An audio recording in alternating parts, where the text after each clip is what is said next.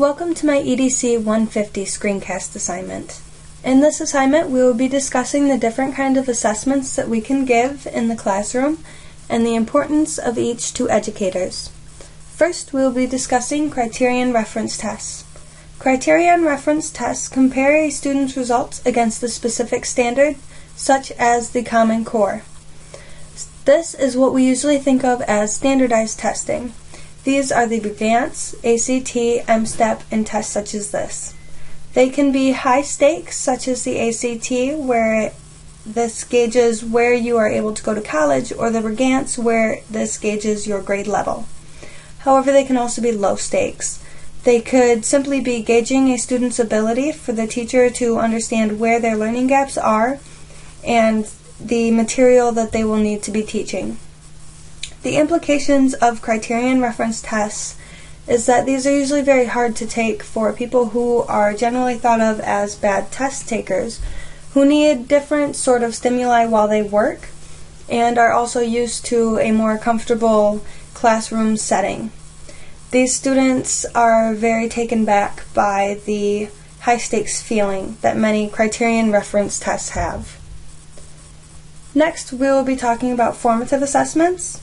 These are the little worksheets and things that we do every day in class to gauge where a student is in their learning.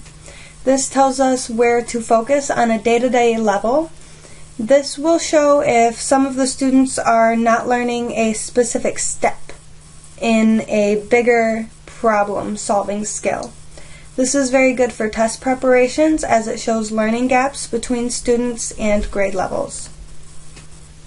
Summative assessments are the bigger test, the unit test that covers all of the little formative assignments, which again are the worksheets and the things like that that we give every day in class. This determines the student's ability to move on to new material and a new set of formative assignments.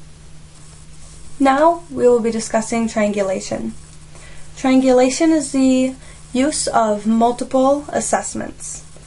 These can be the criterion, the formative, and the summative assessments brought together to create a more accurate set of data to gauge where the student is in their learning. This is more fair as it's across time, which excludes a child from being able to have just had a bad day and be engaged based on their inability to focus. Triangulation also helps to plan individualized lessons for individual students as it shows they're very accurate and shown learning gaps. The Regants math placement is a criterion reference test which we administered to our students. This is summative by grade level and there is no triangulation. The students also do not use a calculator, which was very difficult for us as the students were very used to using a calculator on a day-to-day level for their math assignments.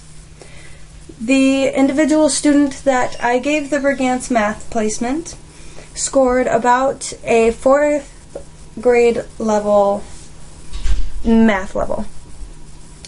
And this was different than I had thought for this child, as they performed much more highly in a classroom setting with a calculator.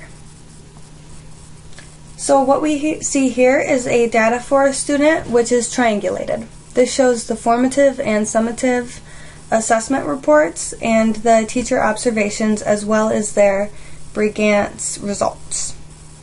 The use of this is that we are able to see where a child is advancing, how they are advancing, and it also shows what kind of accommodations and modifications are best for this child, such as working in an isolated area with music, and is also able to show your goal for the next year.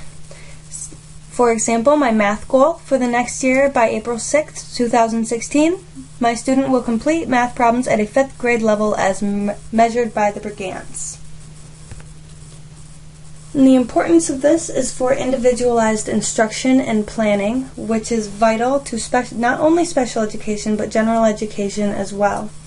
Triangulation gives you a very accurate set of data, which allows you to plan for gaps which don't only include the individual, but the classes as a whole, and allows you to meet the needs of individual students and their IEP. So now we will look at a sample lesson. So now we're going to learn how to be social. And so as you can see, 2 is kind of excluded from the party that the other 2 and 5 are having together. And 2 would like to go to the party, but before they can do that and make it one big party, they need to get to know everybody. And the way that they do that is jump right in one person at a time. And so, of course, they start with the first person at the door, which is 2. And so they get to talking and decide that they're going to be friends. So you multiply these 2 together, and we get 4. So now that 2 and 2 are best friends, 2 is going to go network some more and find some more friends to make this one big party. So the next closest person to the door is 5. 2 comes over to 5 and they talk for a while Sign comes over to 4. 2 times 5 decide that they also get along. So you multiply them together to get 10. So now we have our 4 plus 10. And simply to get this to one big party, you just have to add everybody together. So once we do that, we have one big party of 14. And now we are all having one big party.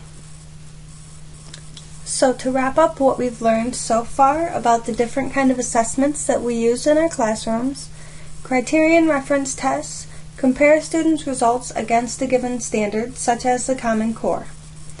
These are translated into standardized tests, such as the ACT and PERGANTS. Formative assessments are everyday worksheets and bookwork that a student goes through to give a teacher an idea of where both individuals and the classroom is on a daily basis. Summative assignments cover the formative assignments in the form of what is usually a unit tests. And you want to vary these, as triangulation will show. Triangulation is the idea of using criterion, formative, and summative assessments together to give a more accurate view of where a child is in their learning ability. Now, lastly, we're going to be talking about learning disabilities with reading and math. And really, it comes down to learning difficulties. And so we've seen that the biggest problem here in both the research and what I've seen in the classroom is a difficulty in comprehension, which really boils down to a difficulty in recognizing the relationships between, in reading, sounds and letters, and in math, numbers and signs. And so what really needs to be done is that teachers need to make sure that students know the absolute basic fundamentals, as without number sense, a student can never truly learn how to multiply. And not only in special education, but in general education, teachers need to provide time to look at what a child is able to do and what they aren't able to do, and the steps in which they falter. And a way to do this is to vary the assignments and vary the number of assignments. With certain parts of learning, you may only need to go over maybe 1 or 2 hours of showing a child vocabulary. However, when you are doing multi-step problems, you need to vary the different kind of multi-steps problems, and you need to do this very consistently and a high number of times. And also, it's very important to continuously check up on the students and where their learning gaps are. And this is specifically with their comprehension and relationships between data. And this is my screencast. Thank you.